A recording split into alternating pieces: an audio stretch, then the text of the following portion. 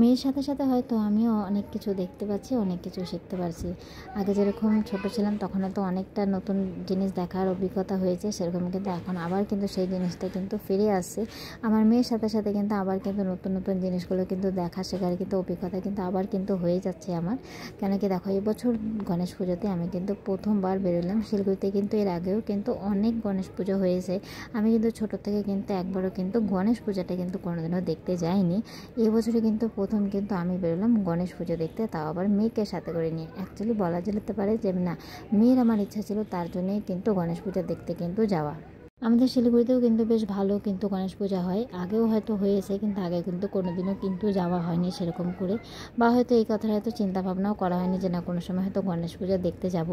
কিন্তু এই বছরে কিন্তু আমার মেয়ের দৌলতে কিন্তু বলা চলে যে না, আমার মেয়ে কিন্তু বলছে যে না গণেশ পুজো দেখতে যাব, গণেশ পুজো দেখতে যাব। তার জন্য কিন্তু দেখো গণেশ পুজো দেখতে কিন্তু বেরিয়ে পড়লাম। আর এই যে দেখো রাস্তায় দেখো লাইটিংগুলো কত সুন্দর হয়েছে। আর সত্যিকারের কথা, বাড়ি থেকে যদি বেরোতাম তাহলে হয়তো জানতেই পারতাম না যে না আমাদের শিলিগুড়িতেও এত পূজা হয়, গণেশ পূজা। মানে শিলিগুড়িতেও কিন্তু প্রচুর প্রচুর প্রচুর গণেশ পূজা হয়েছে, যেরকম ছোট পুজো হয়েছে সেরকম কিন্তু বড় পুজো হয়েছে। দেখো প্রতিটা মোড়ে মোড়ে বলা চলে যে এরকম কিন্তু প্যান্ডেল হয়েছে ঠাকুরের। বেশ কিন্তু সুন্দর লাগছিল রাস্তায় বেরোনোর পরে যে না এত সুন্দর পুজো হচ্ছে, এত সুন্দর লাইটিং হচ্ছে, সাথে কিন্তু গানও বাজছে, এতটা ভালো লাগছিল দেখতে।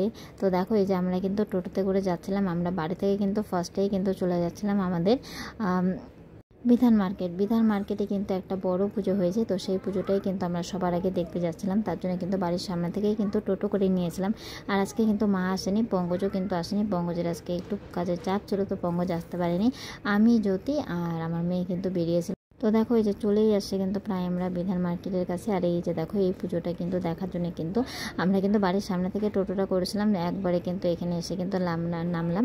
আর রাস্তায় কিন্তু বেশ অনেকগুলো কিন্তু আমাদের ঠাকুর কিন্তু দেখা হয়ে গেছে, টোটোতে আস্তে আস্তে অনেকগুলো ঠাকুর দেখা হয়ে গেছে। তো দেখো এখানে চলে আসছে, এটা কিন্তু কতটা সুন্দর হয়েছে। তো এটা কিন্তু কেদারনাথ কিন্তু বানিয়েছে, কেদারনাথে তো কোনোদিন যেতে পারলাম না, এটা দেখে অনেকটা কিন্তু ভালো লাগছে যে না কেদারনাথের মতো বানিয়েছে, ভীষণ ভালো লাগছে। আর এখানে দেখো নন্দীকে কত সুন্দর করে সাজিয়েছে, আর দেখো মালাও কিন্তু পরিয়েছে। তো আমরা আসছিলাম কিন্তু তৃতীয় দিন, তার জন্য কিন্তু ভিড়টা কিন্তু অনেকটাই কম ছিল। সেকেন্ড দিন কিন্তু অনেকটাই কিন্তু ভিড় ছিল, অনেকে ঠাকুরও হয়তো দেখতে পাইনি, এতটা ভিড় ছিল।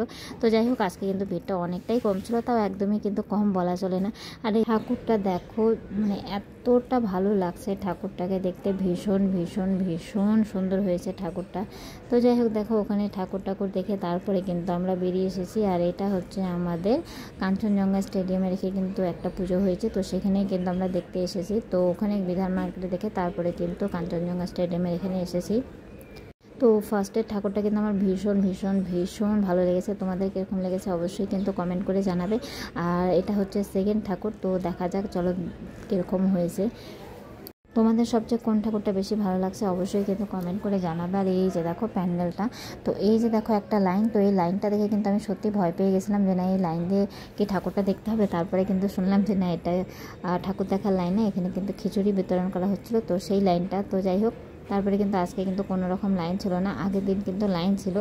তো লাইন ছিল না যেহেতু, তার জন্য দেখো খুব সুন্দর করে কিন্তু প্যান্ডেলটা দেখতে পারলাম। তো ভীষণ সুন্দর হয়েছে, ভীষণ সুন্দর হয়েছে, এত সুন্দর হয়েছে মনে হচ্ছে যে না দুর্গাপুজো হয়তো দেখতে আসে, দুর্গাপুজো হয়তো চলে আসছে এরকম মনে হচ্ছে। আর সত্যি কথা বলতে রাস্তায় যখন বেরিয়েছি এতটা ভালো লাগছে, মানে যে পুজো একটা ব্যাপার কিন্তু চলেই আসছে, যে না পুজো কিন্তু চলে আসছে। প্রতিটা রাস্তায় কিন্তু এত সুন্দর করে লাইটিং লাগানো হয়েছে, এত সুন্দর করে প্যান্ডেল হয়েছে, এত সুন্দর গান হচ্ছে, মানে ভীষণ ভালো লাগছে, ভীষণ ভালো লাগছে, মানে এতটা ভালো লাগছে মানে বাইরে বেরিয়ে মানে বলার মতো না যে এতটা ভালো লাগছে। আর দেখো ঠাকুরটা কিন্তু ভীষণ সুন্দর হয়েছে, আর চারপাশটাও দেখো ভীষণ সুন্দর করে কিন্তু সাজিয়েছে। তো চলো, তো বাইরে কিন্তু অনেকটা বড় কিন্তু মেলা বসেছিল, তো মেলাতে আমরা গেলাম না, কেন কি মেলাতে গেলে পরে অনেকটা লেট হয়ে যাবে, কেন কি আমাদের ঠাকুরগুলো দেখে কমপ্লিট করতে হবে। অ্যাকচুয়ালি আর ঠাকুর দেখা নেই, আরেকটা ঠাকুর দেখার আছে, আর যাওয়ার পথে কিন্তু আরও দু একটা ঠাকুর হয়তো আমরা দেখে নিতে পারবো। তো এই যে দেখো আমাদের বাড়ি ফেরার পথেই কিন্তু দেখো আরও একটা কিন্তু ঠাকুর কিন্তু হয়েছে, ভীষণ সুন্দর ভীষণ সুন্দর, মানে প্রতিটা ঠাকুর এতটা সুন্দর হয়েছে, ভীষণ সুন্দর হয়েছে। আর আমরা যেহেতু সন্ধ্যার টাইমে আসলাম, তো দেখো সন্ধ্যা কিন্তু আরতি হচ্ছিলো, ঢাক বাজছিলো, সেটাও কিন্তু ভীষণ ভালো লাগছিলো। তো ঢাকের আওয়াজটা কিন্তু তোমাদেরকে শোনাতে পারলাম না, কেন কি ওটাতে কিন্তু কপিরাইট চলে আসছে, তার জন্য ঢাকের আওয়াজটা তোমাদেরকে শোনাতে পারলাম না। ভীষণ ভালো লাগছিলো প্রতিটা জায়গায় কিন্তু সন্ধ্যার সময় যেহেতু বেরিয়েছিলাম।